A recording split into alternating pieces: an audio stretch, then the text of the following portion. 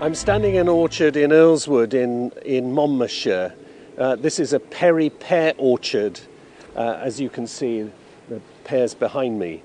The cider and Perry makers' year begins in the spring when the blossom comes out. In this particular orchard, it's beautiful white blossom. Cider is made from cider apples, and Perry is made from Perry pears. And that's the major difference between them. These pears behind me are red pears, a particular variety of Perry pear, and you can see it's a wonderful crop this year. In the autumn, the fruit has formed. As you can see, we've got lots of fruit on the tree, and when it's mature, it begins to drop, and I'm surrounded by pears on the floor. And usually what we do for pears and apples is we pick up the ones from the floor, and those that are left on the tree, we shake them down or beat them down with poles and then pick them up. And they're put first into buckets, then into sacks. Once the sacks have been collected in the orchard, they're transported to the cider house.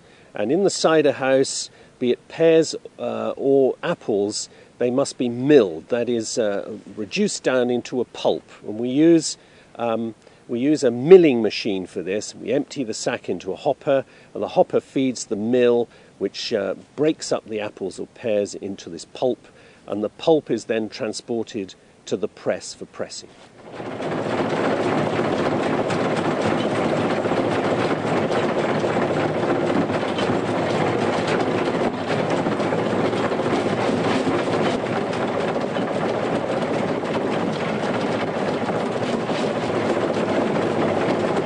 Once everything is milled, the material then is usually termed pomace, and that material is transported onto the press. And the system we use is a very ancient system where we put the pomace into cloths and wrap it up, and then we layer that between ash slats, and we build up layer upon layer.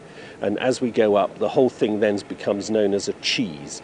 And once we've reached the top, near the beam of the press, then we cease to add further cloths. We put a spreading plate on the top, and then any space is filled up with blocks of wood, and then we wind the press down to extract the juice. Once the beam starts to come down, juice flows freely outside the cloths, running down the slats to the press bed, where we channel into a container for collection. This is a wonderful sight for no one who's ever seen this. This is just a sight to behold. Once the juice is collected in the vessel and there's sufficient there, then it's pumped into a fermentation vessel. People vary on what they use. I use plastic tanks for Perry, but for cider I use oak barrels.